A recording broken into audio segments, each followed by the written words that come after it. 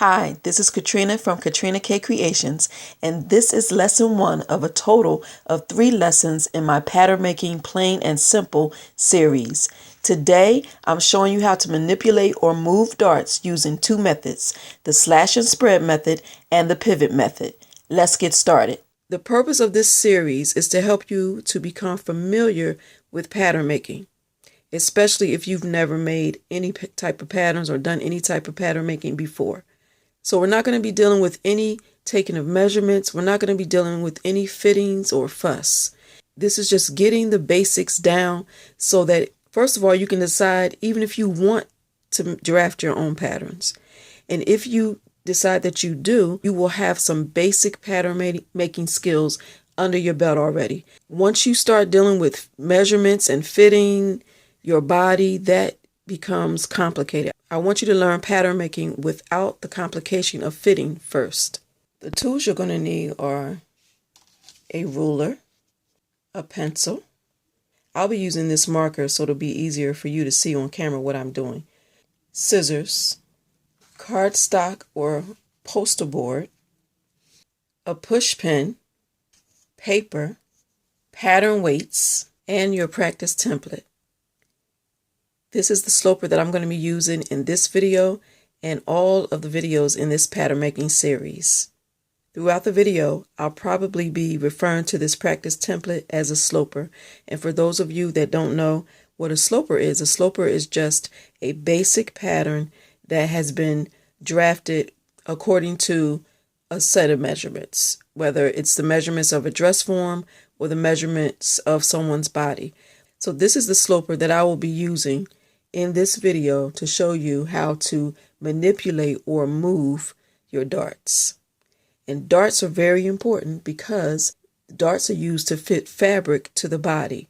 And with this sloper, we have a shoulder dart and we have a waist dart. And I did not label it, but where these darts meet at the cross grain is the bust point.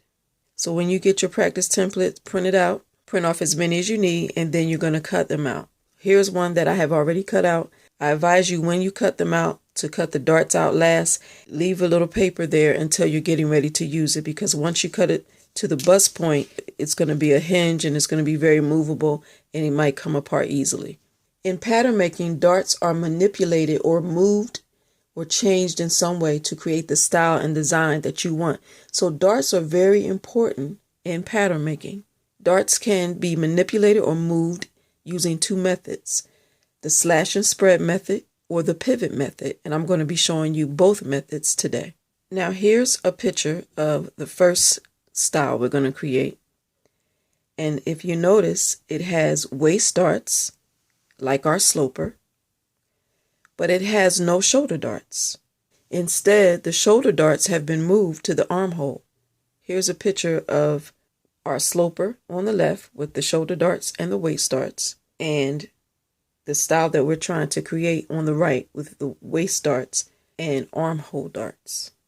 So now let's create that style. And first, we're going to draw our line from our armhole to our bust point. Once you've drawn your line, you're going to cut on that same line to, but not through, your bust point. So your piece will be on a hinge like this. And then you're going to close your shoulder dart. And once it's closed, you want to tape it down. Once you have it taped down, this kind of moves around still. So you want to go in and just make sure your cross grain and your straight grain are perpendicular to each other.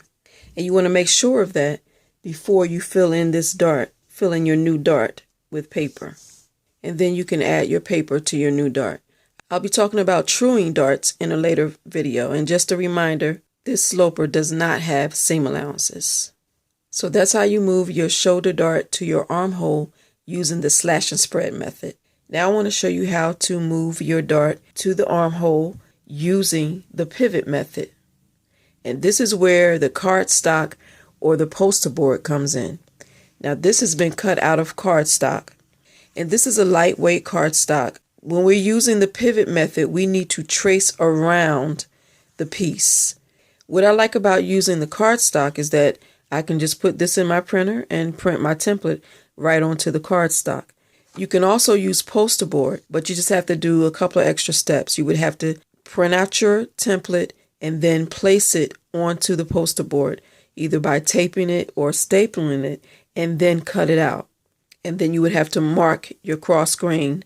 What you need to remember when you're using the pivot method is that you're always going to start at the old and end with the new. In other words, for this exercise, I want to move my dart, my shoulder dart, to my armhole. So I'm going to start with the old dart, which is the shoulder dart. I'm going to trace around my piece, and I'm going to end with the new dart. So the first thing I want to do is I want to mark where I want to place my new dart. So I've just put a tiny mark at my armhole where I want my new dart to go. And then I'm going to start tracing around my piece. So I'm going to start with my old dart, and I'm going to trace everything that's not going to change first before I actually move the dart. So let me show you. And you can use some weights to hold your piece in place because it does like to move while you're tracing. So I'm going to start with my shoulder dart, and I'm going to start tracing there. Then I'm going to trace my neckline. And yes, you do kind of run off and mark your piece up a little bit, but that's okay. Then I'm going to trace my center front. My waist dart isn't changing, so I'm going to trace my waist dart. I'm going to continue around my side seam. And now I'm going to come around my armhole. Sorry for the weird noise my marker is making. And I'm going to stop where my new dart is going to be. I'm going to take my weights off, trying not to move the piece at all. And using my push pin, I'm going to stick that right into my bust point. And then, remember, I started here on my shoulder. Now I want to close this shoulder dart. So I'm going to move my piece so that the shoulder dart is now closed. And now it's closed. And now I can continue tracing. So I'm going to put my weights back on. And starting where I left off, which is where my new dart is going to be, I'm going to continue from that mark and go around and continue tracing my piece. So just remember, you're going to start with the old and end with the new. Start with the old dart and end with the new dart. So when I take it off, I now have my piece. And I know you can't see this, but where I put my push pin left a little indentation. So I just want to mark that because that's where my bust point is. And when you're tracing, of course, you can't get all the way to your bust point because, of the cardstock. But that's okay. That's not a problem because you would shorten your darts anyway, which I'm going to be talking about in a later video. So now you have your piece traced out. So now you want to draw in your dart lines. Once you have your dart lines drawn in, you can go in and clean up your other lines. But this is how you will move a dart using the pivot method. This second style we're going to create has shoulder darts, but the waist darts have been moved to create a French dart.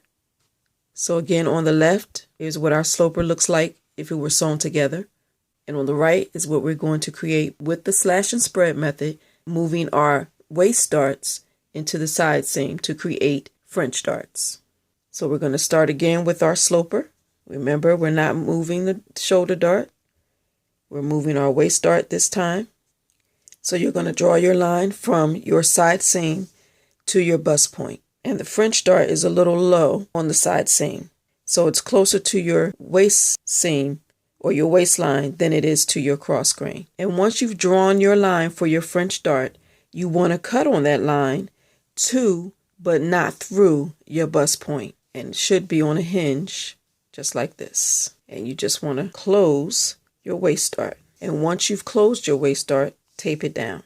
Once you have your waist dart taped down, I just like to check and make sure that my straight grain and my cross grain are perpendicular to each other.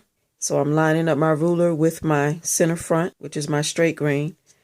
And also I'm lining up one of the lines on the ruler with the red broken line. That is my cross grain. And once that's done, you can fill in your dart with paper. And again, in a later video, I'll be showing how to true your darts. And now you have your French dart using the slash and spread method. Next, we're going to do the French dart using the pivot method. So first, you're going to mark the placement for your new dart. Then we're going to start with the old dart, which is our waist dart, and we're going to trace around our piece until we get to the placement for our new dart. So we're starting with the old and we're going to end with the new. Starting with the old dart and ending with the new dart. Start at the waistline,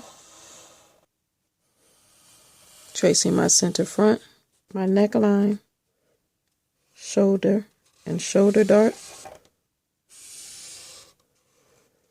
armhole, side seam, until I get to the mark for my placement of my new dart. Now I'm going to get my push pin, place it at my bust point, and pivot my piece until my dart is closed. Then I'm going to pick up where I left off. I stopped at the mark for my new dart placement. I'm going to continue from there and trace all the way around until my dart is closed and my piece is completely traced. And this is what it should look like when you finish tracing. Now I'm just going to mark my bust point and then draw in the lines for my dart. And this is how you create a French dart. Move your waist dart to your side seam using the pivot method. Thank you for watching Lesson 1 in my Pattern Making Plain and Simple series. In Lesson 2, I'll show you how to combine darts and take them one step further. So stay tuned for that video tutorial. Would you like to practice what you've learned in this tutorial? I hope so, because I created a worksheet just for you with 3 pattern making exercises that you can practice when you get the time. I also included the practice template or sloper I used in this video with the worksheet. It's half scale, so it'll fit on one sheet of paper, and you can print as many as you need to. You'll also get the answers to the worksheet exercises in another video tutorial. To get the worksheet, the practice template, and the extra video tutorial, click the image of the worksheet or click the link in the description below. And again, thanks for watching.